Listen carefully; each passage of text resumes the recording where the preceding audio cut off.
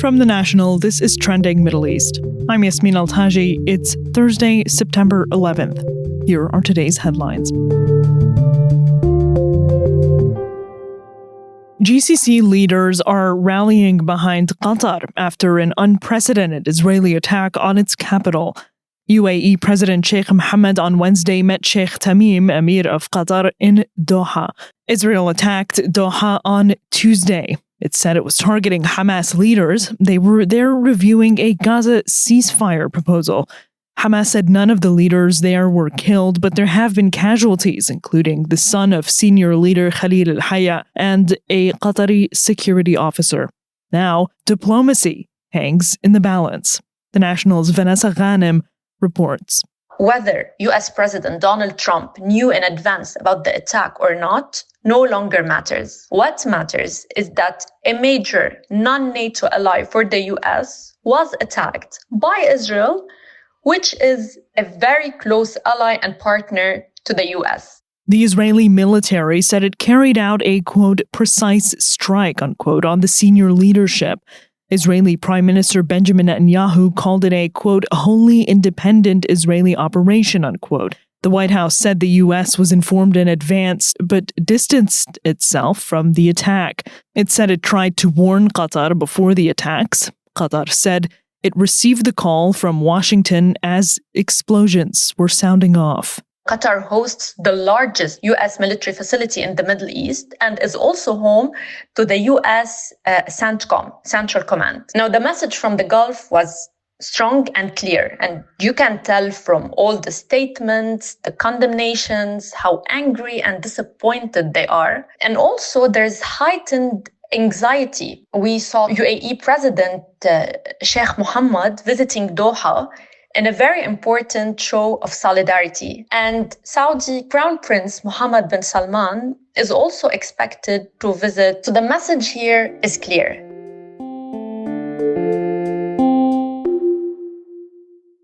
The European Union is pausing tens of millions of dollars of support to Israel. That's according to Ursula von der Leyen, President of the European Commission.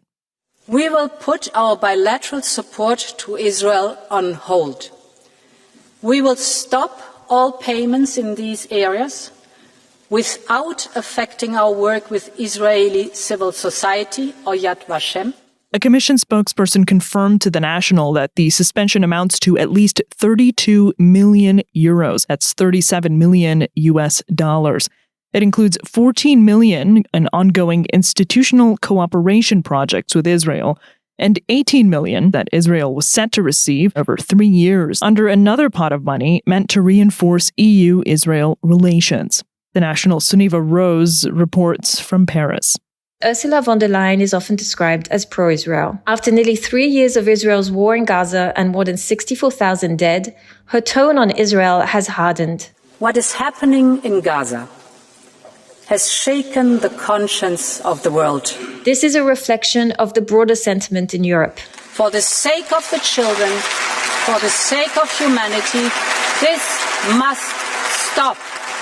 Discussions on how to sanction Israel accelerated in recent months after a majority of EU states requested a review of relations with Israel from the EU External Action Service. In June, its services found that Israel had indeed violated a human rights clause that's enshrined in EU-Israel relations. The European Commission functions as an executive branch of the European Union. It had previously proposed curbing Israeli access to its flagship research funding program, but it failed to get enough support from EU member countries for that move. It's important to understand that the Commission's proposals need approval from member states. For example, suspending a preferential trade agreement with Israel would require a qualified majority vote. This means big countries need to be on board.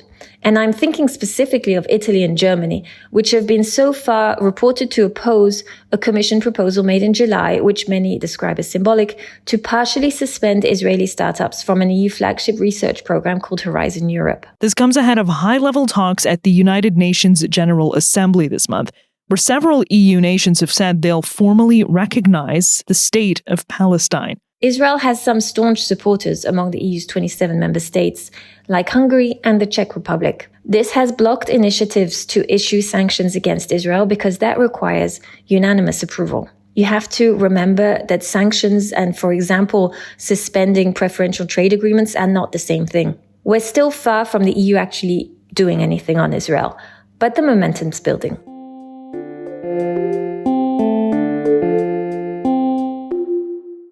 Egypt is seeking guarantees from Washington that Israel will not attack exiled Hamas leaders again. That's according to sources who spoke to The National on Wednesday. Egypt is a U.S. ally and shares a border with Gaza and Israel. It's been involved in mediating ceasefire negotiations along with Qatar and the U.S. The National's Hamza Hendawi reports from Cairo.